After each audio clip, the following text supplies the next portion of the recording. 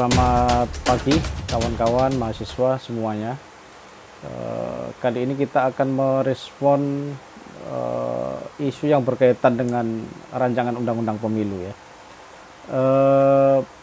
Jadi kita sebenarnya sempat optimis bahwa ketika DPR baru dilantik periode 2019-2024 ya, semangat untuk membenahi sistem pemilu melalui rancangan undang-undang pemilu itu sempat di awal periode inisiatif DPR sudah memulai rancangan undang-undang pemilu, pembahasan rancangan undang-undang pemilu.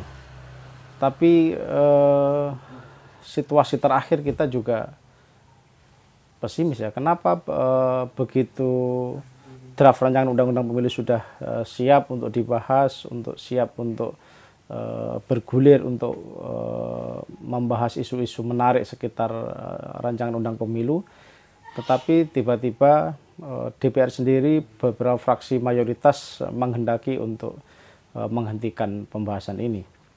Ini artinya seolah-olah rancangan undang-undang pemilu itu diaborsi ya. Ini term yang tepat, istilah yang tepat ketika rahim RUU pemilu sudah siap lahir, janinnya, benihnya sudah benih yang sehat, yang demokratis, tapi tiba-tiba digugurkan di tengah jalan, tidak dikendaki kelahirannya. Ya, kita tahu memang kemungkinan beberapa substansi atau norma-norma dalam RUU pemilu ini dianggap merugikan beberapa kepentingan politik parpol yang berkuasa, mungkin ya.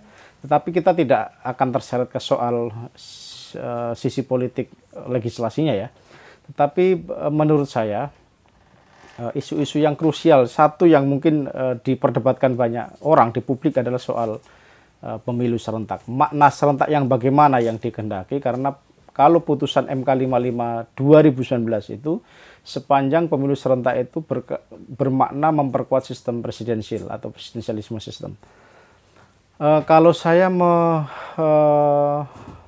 mengamati, kalau mau dianalisa bahwa yang mana sih yang dimaknai sebagai sistem serentak itu. Jadi putusan MK 55 2019 itu memang kalau diterjemahkan ada 6 varian ya. Ada 6 varian yang dimaksud sebagai serentak. Tapi kalau yang ditangkap oleh publik dan itu kemungkinan sengaja disesatkan oleh beberapa elit parpol bahwa yang dimaksud serentak itu seperti besok 2024, bahwa April 2024 itu akan ada pemilu nasional yang memilih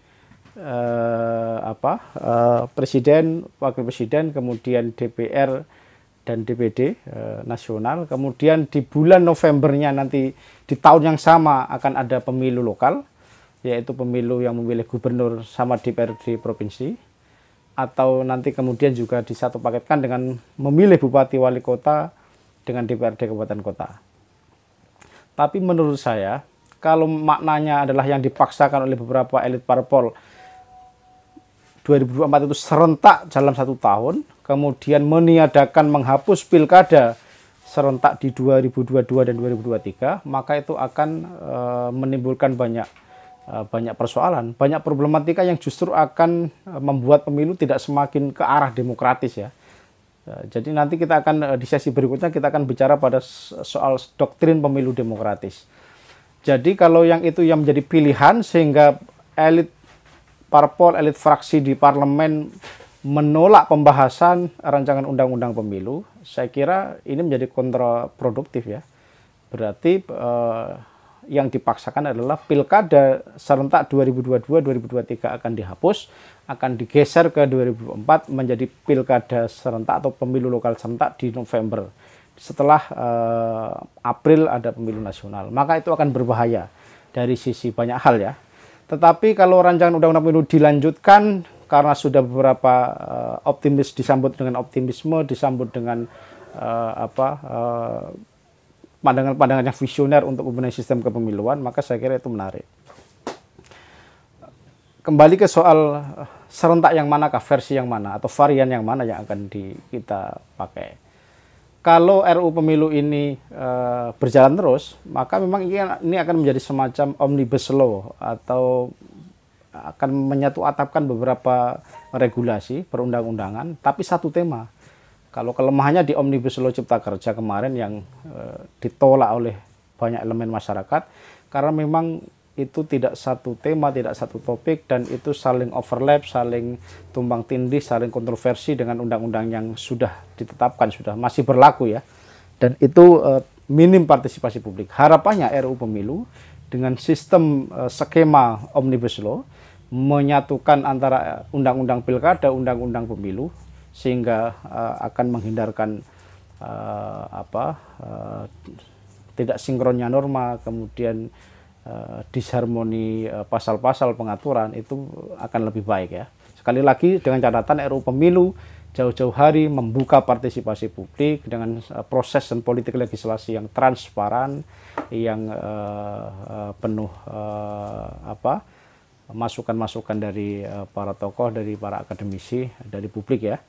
Maka ini akan menghindarkan seperti pengalaman-pengalaman terdahulu pemilu, beberapa norma, beberapa pasal di Undang-Undang Pilkada tidak sinkron dengan Undang-Undang Pemilu. Undang-Undang Parpol dengan Undang-Undang Pemilu ada yang tabrakan. Ini yang akan kita hindarkan.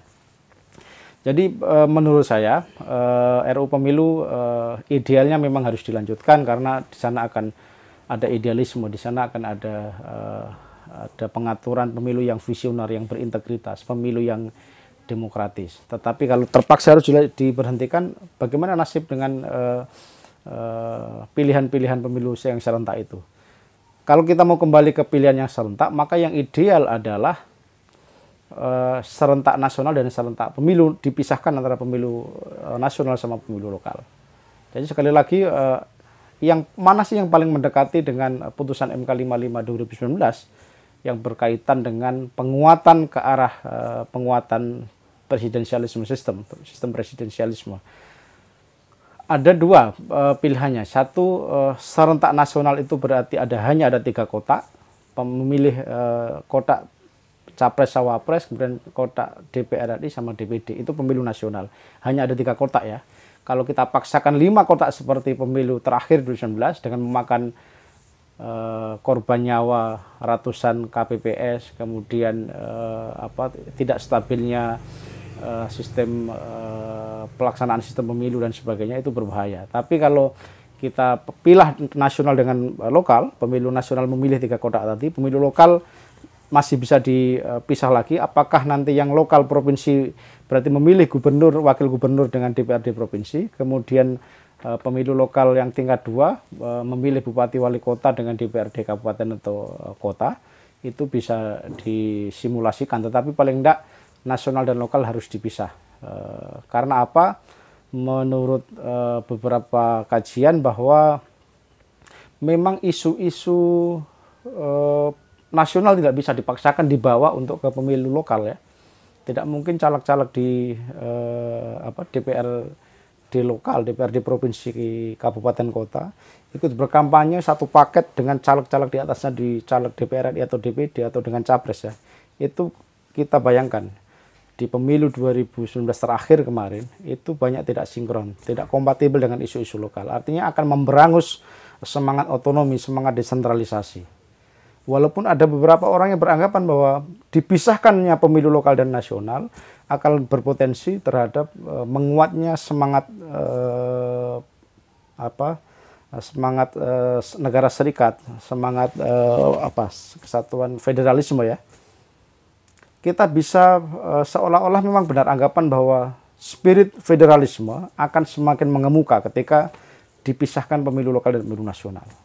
Tapi saya kira bisa dibalik, justru dengan memisahkan pemilu lokal dan nasional, isu-isu nasional dan lokal bisa terpisah dengan jarak, walaupun tidak dipisahkan secara, bukan berarti memisahkan diri, separatisme bukan, atau disintegrasi bukan. Justru isu-isu lokal bisa diangkat, bisa dioptimalkan.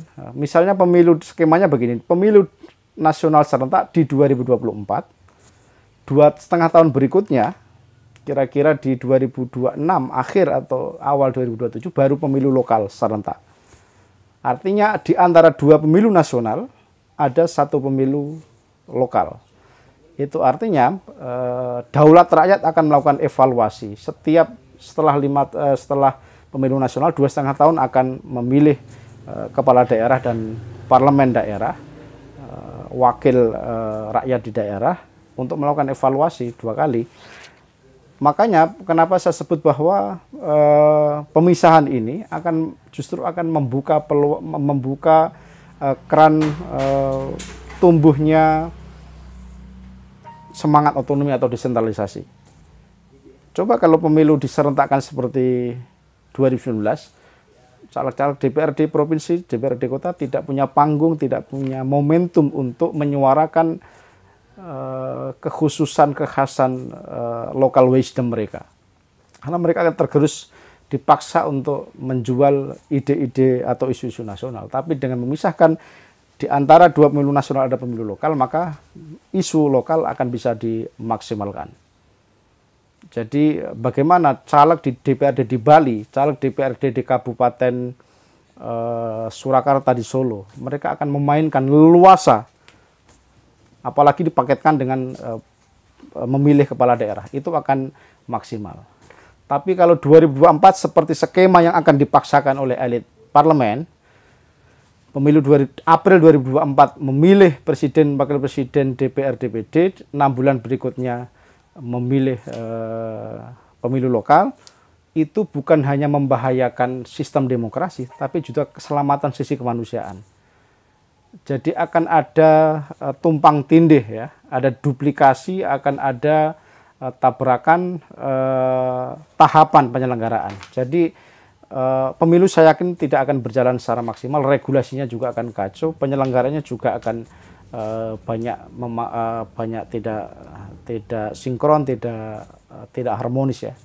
Tapi kalau dengan pemilihan ini skemanya adalah kita biarkan pilkada 2023 berjalan tetap ya, masih 1 putaran lagi 2024 dengan catatan bahwa RUU Pemilu tetap dilanjutkan. Pemilu 2024 April nasional, kemudian 2,5 tahun baru ada pemilu lokal. Jadi variannya begitu ya, pilihannya ada banyak, saya kira banyak kajian ya. Termasuk Profesor Ramlan Subakti setuju yang 2,5 tahun di antara 2 pemilu nasional ada pemilu lokal. Jadi 2024 nanti pemilu nasional, 2,5 tahun berikutnya pemilu lokal.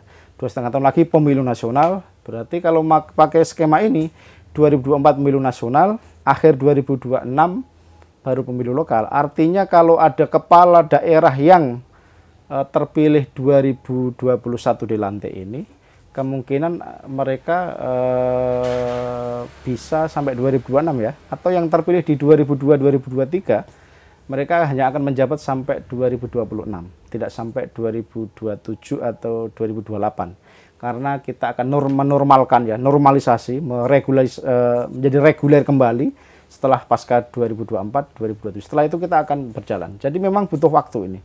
Tapi jangan dipaksakan bahwa pemilu serentak nasional dan lokal dalam 1 tahun itu akan membawa ke arah bunuh diri demokrasi. Kita akan kehilangan momentum untuk membenahi pemilu yang demokratis, pemilu yang berintegritas. Saya kira itu dulu, nanti kita akan banyak kajian soal pemilu.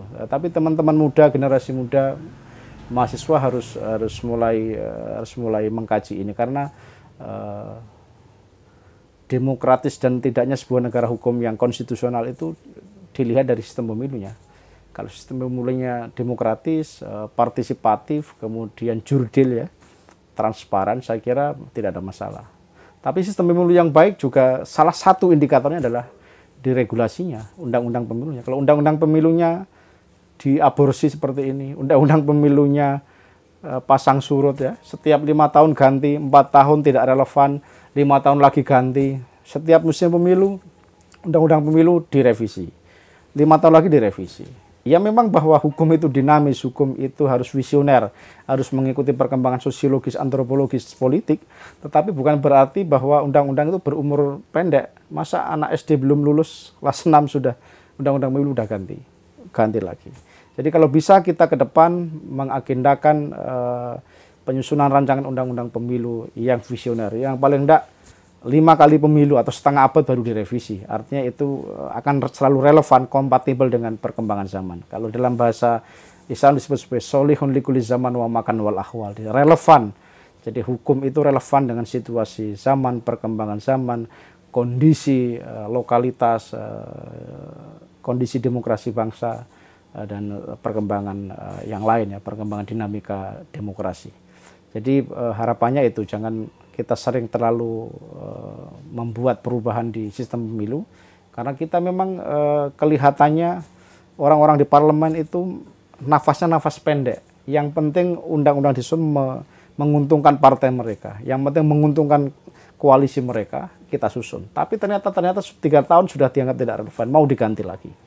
Jadi ini kelemahan paket undang-undang politik. Bukan hanya pemilu, undang-undang parpol, undang-undang pemilu, undang-undang pilkada, undang-undang perimbangan keuangan pusat dan daerah dan sebagainya. Saya kira itu kita sambung di kesempatan yang lain.